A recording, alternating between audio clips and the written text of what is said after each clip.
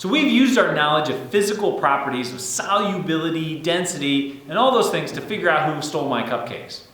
Today, I want to talk more about physical properties, but I also want to talk about what happens when things change.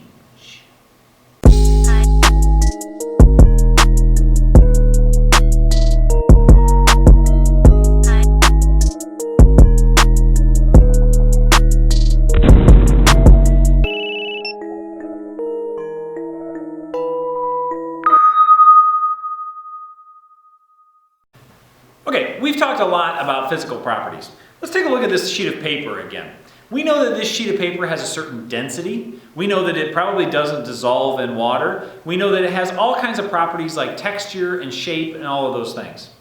Now I'm going to change this sheet of paper, and you tell me what I did. Ready?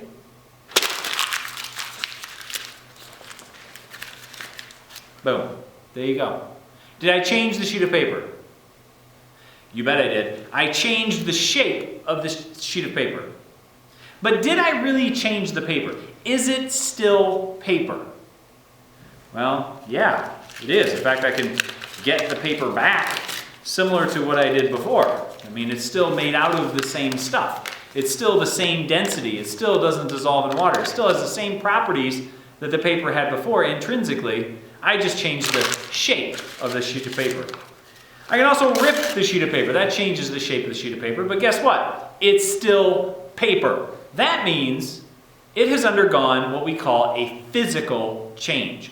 A physical change means that you have the same stuff after the change.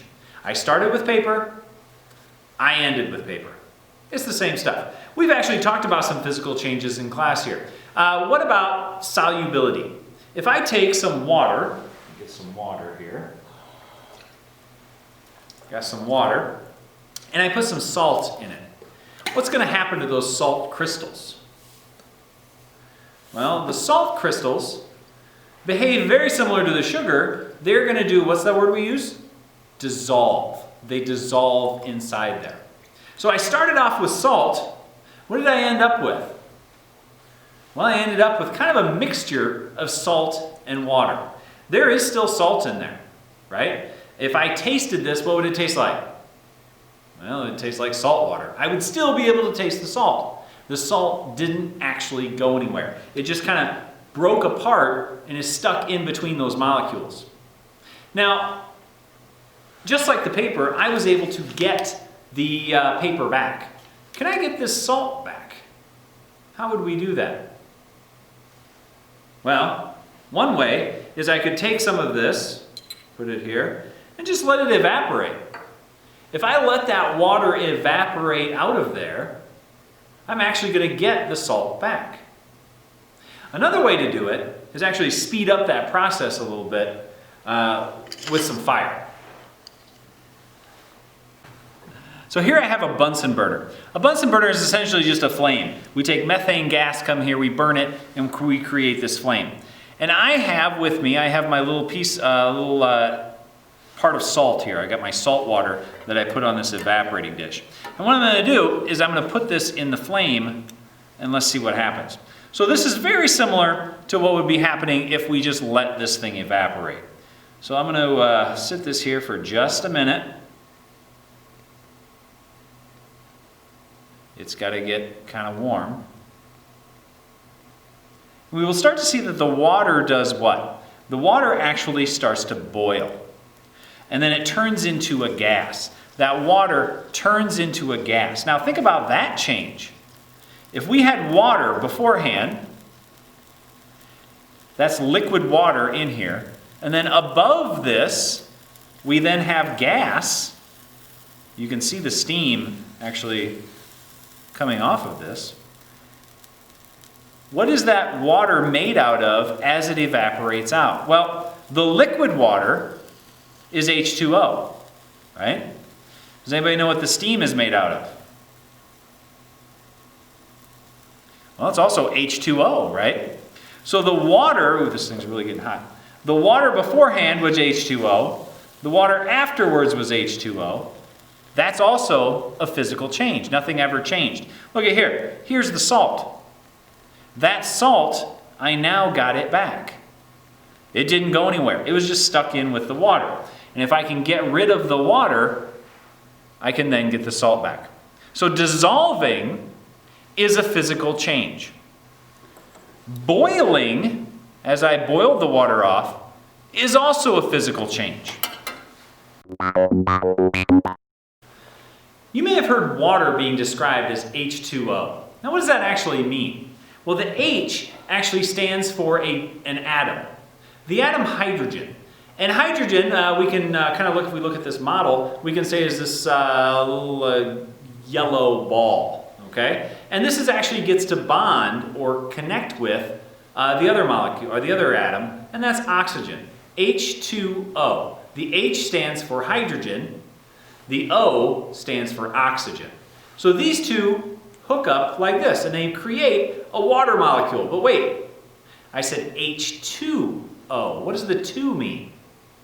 Well, the 2 actually means that I have 2 hydrogens that are connected to this oxygen. So this here is what we would consider a water molecule. This is a model of a water molecule. You have 2 hydrogens connected to an oxygen. Now when you look in water, actual water, these little molecules are moving around and they're kind of stuck together a little bit by forces that are kind of, putting this molecule with another molecule. And they're stuck on the bottom of the jar. But if you heat it up, those molecules go faster and faster and faster, and they start to jump out of the container and fly around the room. But guess what? It's still H2O. So if it was H2O in the liquid form and H2O in the gaseous form, it's still H2O. That is also a physical change. So solubility, phase changes from a solid to a liquid when you melt, or a liquid to a gas when you evaporate or boil, those are also physical changes because you don't make anything new. You have the same stuff that you started with. It just looks a little different. So what happens if we do make something new? Well, if we make something new, we call that a chemical change. If we are able to take this water and combine it with something else and make something completely new, we would call that a chemical change. Now that something new has to have a different density, a different solubility, all different properties, intrinsic properties, than what we started with. Let me give you an example. I have some lime water here. Now lime water is actually calcium hydroxide. It's a chemical it's kind of makes up some of the lime that you get on your shower curtain, those kinds of things, or in your shower. So lime water, you'll see, is actually very clear. It's a clear liquid. But one thing that lime water does is it actually reacts with something that's kind of a chemical that you all are probably fairly familiar with, and that's this one. It's called carbon dioxide. Carbon, the black one in the middle here, and dioxide, the red one. Di meaning 2 oxygens. Carbon and 2 oxygens. We call it CO2. So water is H2O, CO2, the O's being the red ones, carbon being black and hydrogen being yellow. Now, lime water actually reacts. It makes something new when it gets in contact with carbon dioxide. Now, there is carbon dioxide in the air. There's about, I think it's like 0.4% of the air is actually carbon dioxide. So there's not very much, and you're not going to see a very big reaction right here. Where can we get more carbon dioxide? Where do we actually find carbon dioxide? Does anybody know? Well, we actually breathe it out. Your body breathes in oxygen, breathes out carbon dioxide. That's not entirely true. Most of the air that you breathe in is actually nitrogen. It's about 74% nitrogen. Your body actually uses the oxygen, about 16% oxygen that you breathe in, and then you breathe out that 4% carbon dioxide. So I'm actually breathing out a lot of nitrogen, but also a little carbon dioxide. So what if I take that and I combine that carbon dioxide with my lime water? Let's see what happens. Safety first. Here we go.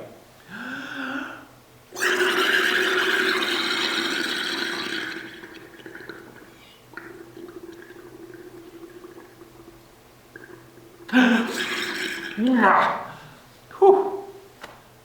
Almost passed out there. So, I just combined my carbon dioxide with the lime water, and look what happened. The thing turned white.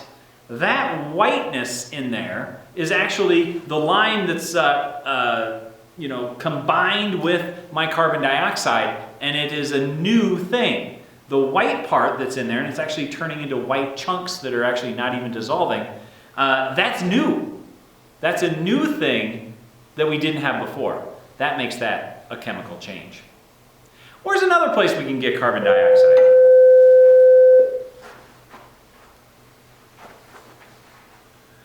Where's another place we can get carbon dioxide? Does anybody know? We breathe out carbon dioxide. Plants then breathe in carbon dioxide and breathe out oxygen. That's a chemical change. But let me tell you my favorite way of getting carbon dioxide. Soda pop. The actual fizziness inside a soda pop is carbon dioxide. It's dissolved carbon dioxide. Dissolving a gas in here is a physical change because the carbon dioxide is still in there. It's just stuck inside the water. In order to keep a gas inside a liquid, you have to keep it under pressure. You have to keep the lid on. If you take the lid off of this and leave it out for a while, it becomes flat. The carbon dioxide all goes away, and your soda pop isn't like what your soda would normally be. So what I'm going to do is I'm actually going to capture some of this carbon dioxide here with my little syringe. So I'm going to open this up, put this stopper in here, and let that, maybe shake it up a little bit, let that carbon dioxide come up and fill this syringe, and let's see what happens. Ooh, we heard some right there. Put this stopper in here, hopefully. Okay. Oops, I need this in here.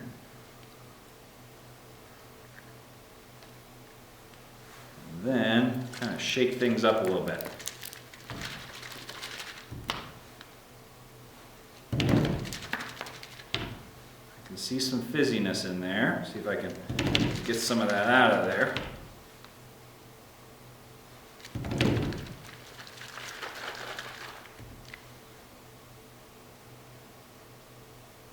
Okay, so now I have carbon dioxide in my little syringe. So in here is pure carbon dioxide. So you can see that the syringe is actually filled up with pure carbon dioxide. Now, how do I know that that's carbon dioxide? It's clear, I can't actually see it. Well, what can we test it with?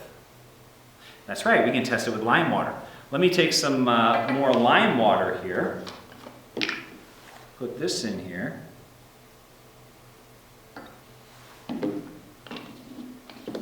So again, the lime water is clear right here.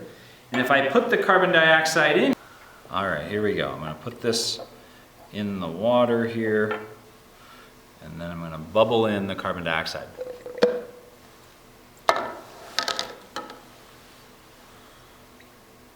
Okay, if you look there, it also turned white.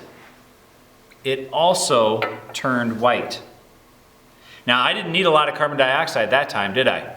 When I did the first one, this one with my breath, I need a lot of breath because most of my breath is actually nitrogen.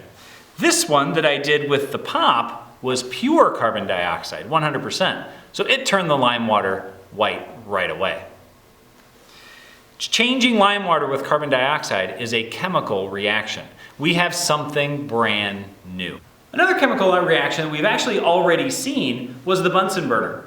When I had the Bunsen burner on, it was burning, we said, methane gas. Now, methane gas actually looks like this. Methane is called CH4, carbon with 4 hydrogens stuck to it. I'll set that here.